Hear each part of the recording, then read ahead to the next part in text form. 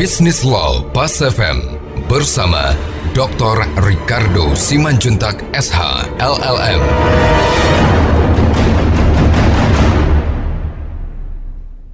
Mitra bisnis, jaminan kebendaan itu memberikan hak terbaik ya pada bank, hak eksklusif. Tapi kalau kapal, ini banyak hak-hak mendahului lainnya. Nah, ini sebenarnya satu ketentuan yang bukan hanya lahir spesifik di Indonesia ya, tapi ini sudah merupakan bagian dari satu konvensi internasional, Maritime Lien and Mortgage ya. Jadi ada beberapa ketentuan-ketentuan yang secara internasional, karena Indonesia merupakan bagian dari konvensi itu menjadi harus didahulukan dari hak mendahului yang dimiliki oleh kredit separatis. Terdapat juga kepastian bahwa ketika kapal ini sudah dijaminkan, makanya saya katakan, ketika dia benda bergerak, dia kan bisa bergerak ke Hong Kong kan.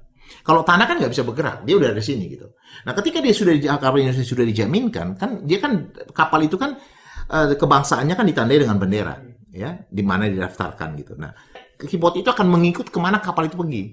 Kenapa? Karena ini agak menarik, karena kapal ini tadi diperlakukan seperti benda tidak bergerak, tapi dia bergerak. Gitu loh. Jadi kalau dia bergerak di wilayah perairan Indonesia nggak ada masalah karena dia berada di Indonesia. Tapi ketika dia keluar dari Indonesia, maka negara di mana misalnya kapal tadi bermasalah dan membuat kapal tadi akan disita dan dijual oleh mereka, itu tetap mereka harus menghargai jaminan hipotek yang telah diletakkan kapal di Indonesia. Sama juga kalau misalnya kita sita kapal di Indonesia dan kapal itu sudah diletakkan hipotek di negaranya oleh krediturnya, yang merupakan anggota dari Convention Maritime Lien and Mortgage tadi, 1993 tadi, itu tetap juga harus menghargai.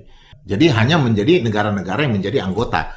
Karena itu kan salah satu konsekuensi dari multilateral agreement between states. Tapi kan hak hukum itu lahir dan kita bisa melakukan perlawanan kan gitu kan. Nah, tapi kan kalau untuk wilayah yang menjadi anggota konvensi tadi, ya mereka pasti tunduk. Dan tindakan itu akan dengan mudah kita bisa batalkan jika mereka mengambil hak supremasi, mendudukan diri mereka lebih tinggi dari hak-hak pemegang jaminan hipotek di Indonesia. Nah, memang kalau kita lihat dalam kedudukan Indonesia sebagai satu negara yang dikelilingi oleh laut bahari gitu ya, dan juga memang adanya memang satu arah yang dibangun Indonesia untuk memperkuat laut sebagai salah satu bagian dari pertumbuhan perekonomian Indonesia ya, transportasi.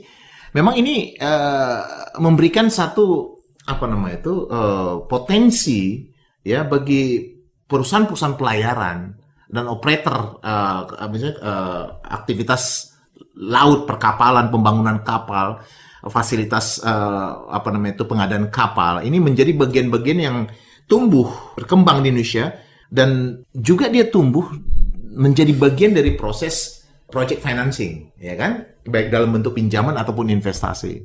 Nah, yang tetap akan kembali masuk pada dilibatkannya benda-benda tersebut sebagai bagian dari jaminan. Jadi kita lihat ke depan dengan adanya kebijakan pemerintah yang memberlakukan laut sebagai salah satu kekuatan, ini memang mau tidak mau bank harus memberikan satu perhatian yang besar ya untuk bisa menjadi pendorong perkembangan aktivitas pelayaran di Indonesia.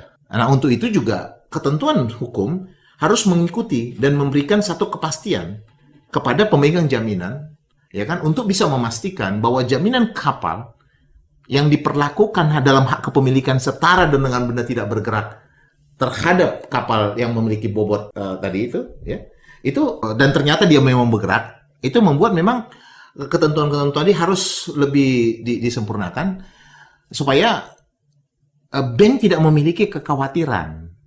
Mitra bisnis, demikian pembahasan kita pada hari ini. Saya Ricardo Simanjuntak untuk Business Law Pas FM.